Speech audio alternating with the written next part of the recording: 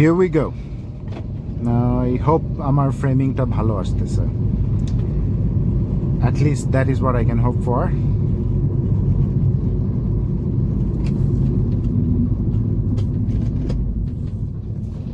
এইখানে এটা হচ্ছে বসুন্ধরা গ্রুপ, অনেকগুলো গাড়ি দাঁড়িয়ে আছে সামনে.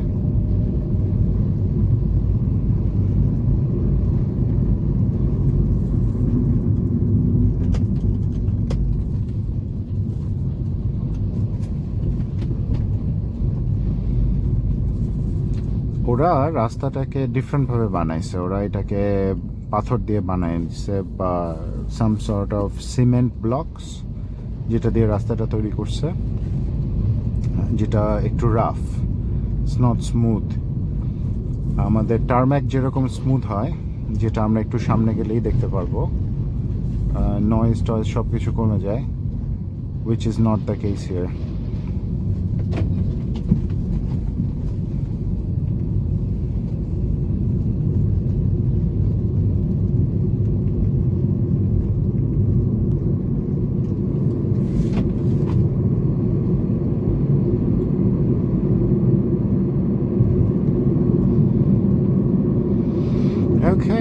ওকে সো আমরা এখন মোটামুটি হাইওয়ের খুব কাছাকাছি. একটু ভাঙা রাস্তা, এটা পার হইলেই আমরা একদম wow, that's a big one. ও ট্রাকেরই যদি এই অবস্থা হয় তাহলে আমার কি হবে? My goodness. ও এই রাস্তার এই অবস্থা কেন? আমি মনে হয় ভুল করেছি কিছু একটা. No way.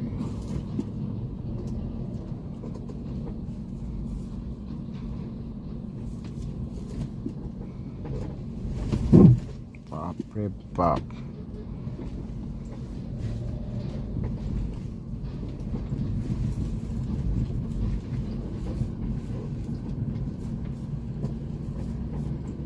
একদম ডুবে গেছে গাড়িটা ওই জায়গা দিয়ে. পুলিশের জিপ নিয়ে যাওয়ারও চিন্তা করতেছে. ওরাও ভয় পাচ্ছে এখান দিয়ে যেতে. Let me check the car for a bit. কি অবস্থা হয়েছে এখানে অন্ধকারে না দাঁড়ায় আমি একটু সামনে গিয়ে দেখতে চাই কি হয়েছে. গাড়িটা একদম ছাপাস করে নিচে নামে গেছে. মনেই হচ্ছিল যে ওই জায়গাটা প্লেন, পানি ছিল, কিন্তু অ্যাকচুয়ালি ওটা অনেকখানি deep. Let's check it.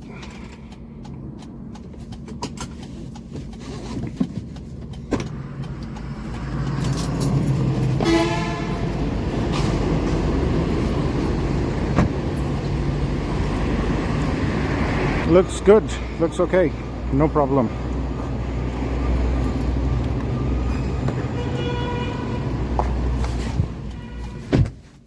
Nice, alhamdulillah, all good. ভাগ্য ভালো, আমার একটা কলার লাগানো ছিল এবং সেই কলারটার জন্য আপনার গাড়িটা অনেকখানি হাই করা, উঁচু হয়ে থাকে, সেই কারণে এই জিনিসটা হচ্ছে ওটাকে ভালো সাপোর্ট দিচ্ছে. এখানে কোনোভাবেই ওই ইয়াটা হলো না, মানে গর্তের মধ্যে ভাঙে নাই গাড়ির কিছু, আলহামদুলিল্লাহ. So far so good.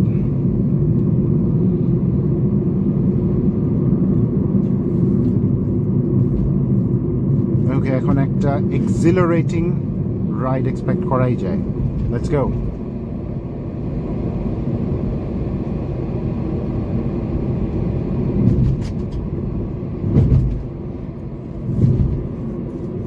Nice. Brake is performing well, suspension is on spot, টার্নিংটা একদম সেই রকম হয়েছে. সামনে খুব বাজে কিছু ঝাঁকি খাবো আমরা. লেটস সি ওইখানে কীরকম পারফর্ম করে আমাদের সাসপেনশনটা. This is the first one, second one, third one, fourth one, fifth one, sixth one, and the last one. Excellent. টানা হবে, টান হবে, টান.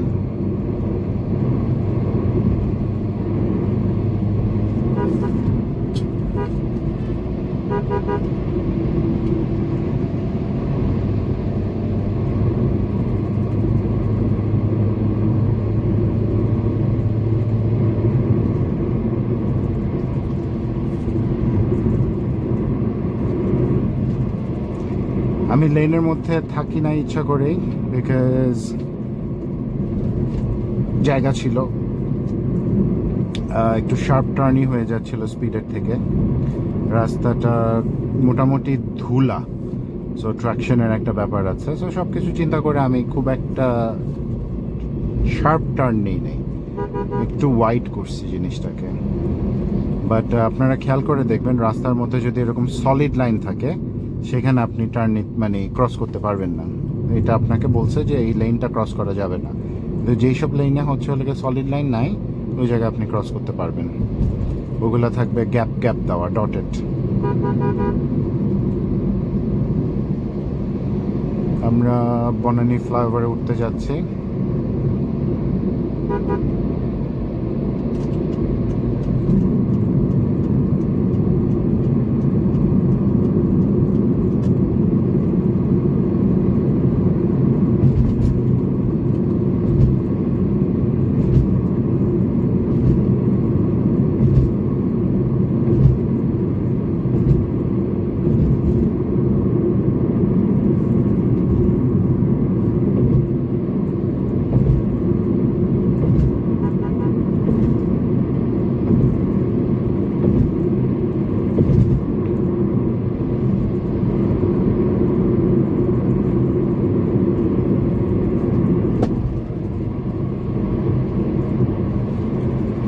আপনার গাড়ির সামনের দুটো হুইল বেয়ারিং আমি চেঞ্জ করেছি আমার যখন সাসপেনশনগুলোর কাজ করা হয়েছে।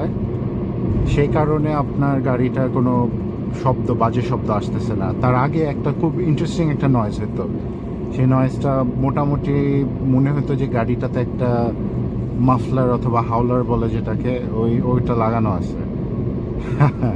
কিন্তু ওইটা একটা লিমিট পর্যন্ত আপনি চালাতে পারবেন, তারপর চালানো ঠিক না। কারণ হুইল বেয়ারিংটা দুইটা চাকার ঘূর্ণন সমান যদি না হয়, কোনো একদিকে গাড়ি টানবে। কয়েকটা ভিডিও আগে আমি বলেছিলাম যে আমার গাড়িটা ডান দিকে অথবা বাঁ দিকে টানতেছে। সো সেইটা যখন ডিটেক্ট করতে গেলাম, ইট ওয়াজ নট দ্য সাসপেনশন, এটা ছিল আমার আসলে হুইল বেয়ারিং একটা বেশি ক্ষয় হয়ে গেছিল। আর বেয়ারিং তো বেয়ারিংই, ওটা ঘুরতে থাকে সব সময়, সো ওটা নষ্টই হতে পারে। সেই কারণে আমার ওই চাকাটা একটু কম ঘুরতো, অন্য চাকাগুলো বেশি ঘুরতো। সেই কারণে একদিকে টানতো গাড়িটাকে, সামনের হুইলের জন্যই এটা হয়েছে। পিছনে হলে এটা এতটা সিরিয়াস না। সো সেই কারণে যেটা হলো, ফাইনালি আমি এটা চেঞ্জ করার পরে আমার শব্দও চলে গেল, এবং একই সাথে আমার অ্যালাইনমেন্টের যে ব্যাপারটা ছিল ওইটাও ঠিক হয়ে গেল। আপনার যদি প্রপারলি ডিটেক্ট করতে পারেন আপনি আপনার গাড়ির সমস্যাটা কি, then the solution is very easy. আর না হলে আমাকে একটা লোক বলছিল, যেখানে আমি আসলে হুইল ব্যালেন্সিং করতে গেছিলাম, সে বলছে যে আপনার রিমস চেঞ্জ করতে হবে, আপনার সাসপেনশন চেঞ্জ করতে হবে, নতুন টায়ার কিনতে হবে, এই সব কিছু করতে হবে, দেন আপনার অ্যালাইনমেন্ট পারফেক্ট হবে। But no, that's not the case bro. সামান্য দুটো বেয়ারিংয়ের সমস্যা ছিল, অ্যান্ড আমার মনে হয় 5,000 টাকার মতো খরচ হয়েছে to repair everything. I mean bearing লাগানো, খোলা, তারপরে হচ্ছে নতুনটাকে ইনস্টল করা, প্লাস দ্য পার্টসের দাম। আমি যেটা করছি, আমি হচ্ছে রিকন্ডিশন বেয়ারিংটা লাগাইছি। আমি কিন্তু আপনার নতুন বেয়ারিং কিনে ওইটাকে লেদে গিয়ে ফিটিং করি নাই। এটার কারণটা হইতেছে, আপনার অরিজিনাল বেয়ারিংটা হচ্ছে অরিজিনালের মতোই, সো এটা ব্যবহার করব না কেন? Original is always the best. ওইটা ডেফিনেটলি অন্য বেয়ারিংয়ের থেকে বেশি লাস্টিং করবে। আমার ঠিক এইটার আগের বেয়ারিংটাই ছিল হচ্ছে লেদে প্রেস ফিট করা। এটা খুব একটা ভালো না আমি বলবো, বিকজ অনেক সময় লেদের জন্য এটা ঠিক মতো ফিটিং হয় না, আপনার মিলিমিটারের গ্যাপ এদিক ওদিক হতেই পারে, যেটা অনেক বড় ইম্প্যাক্ট ফেলে। বাট স্টক যে জিনিসটা আসে স্ক্র্যাপ পার্টসগুলোর মধ্যে থেকে ভালোটা চুজ করা হয়, যেটাকে বাংলাদেশে বলে রিকন্ডিশন। সেইটার যে বেনিফিটটা সেটা হইতেছে যে একদম ফ্যাক্টরি থেকে বানানো জিনিসটা আপনি নিয়ে আসতেছেন, unless it is damaged, it is gonna last you a long time, and আপনি একদম গাড়ির অরিজিনাল পারফরমেন্সটা পাবেন।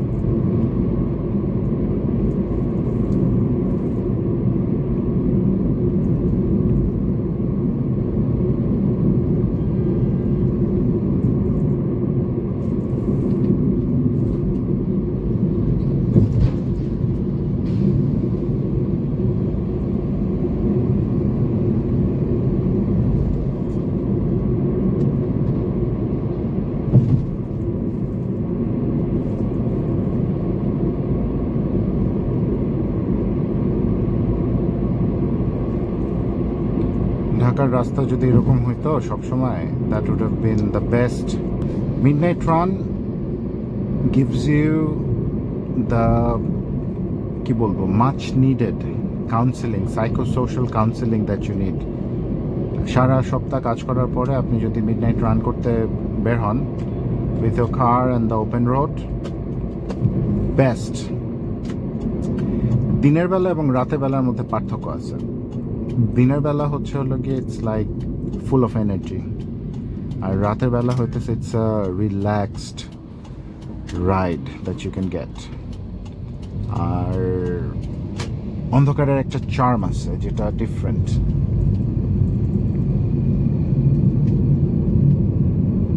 সুন্দর টার্ন নিল গাড়িটা, শিফটিংগুলো হচ্ছে ভালো, আই লাইক ইট। বাট ঢাকার রাস্তায় মোটেও স্পিডিং করা উচিত না, বিকজ হঠাৎ হঠাৎ জিনিসপাতি চলে আসে সামনে। সো আইল refrain from doing that. Cruising স্পিডে থাকাই ভালো। এইমাত্র ঝাড়ুদার যারা সিটি কর্পোরেশনের ক্লিনার্স, তারা হঠাৎ করে সামনে চলে আসছিল এবং আমি একটু চমকে উঠেছি। However, they were wearing reflectors, যেটার জন্য দূর থেকে দেখা গেছে। Thank you for doing that. Otherwise এটা তাদের জন্য অনেক রিস্কি একটা জব হয়ে যায়।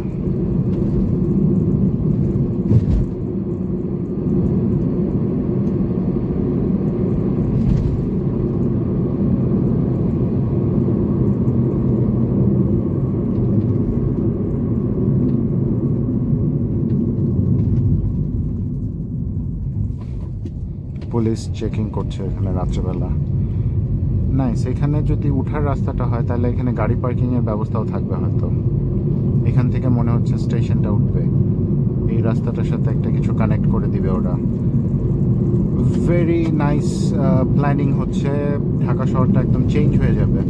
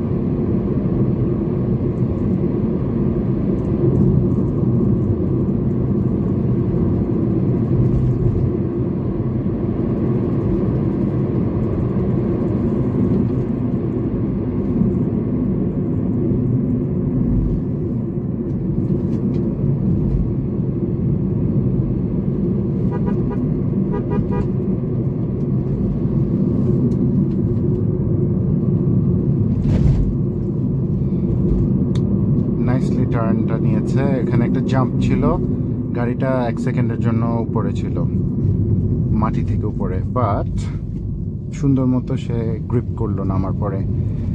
যে জিনিসটা is perfect sign of working suspension system.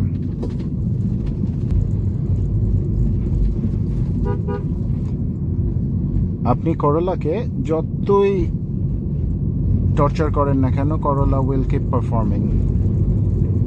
গাড়িগুলো রিয়েলি আপনার, সরি আমার চাবি শব্দ করতেছে, গাড়িগুলো আসলেই মানে আপনার একটা প্রপারলি মেড কার।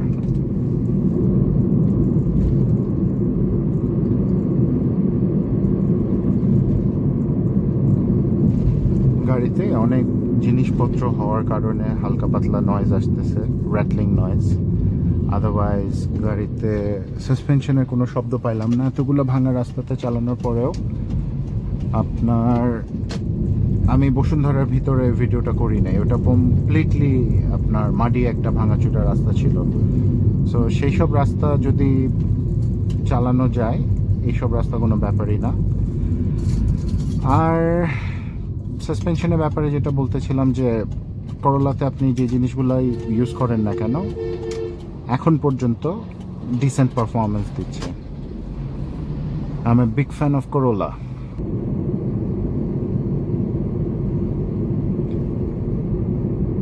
এই রাস্তাটা অনেক সুন্দর মোহাম্মদপুরের।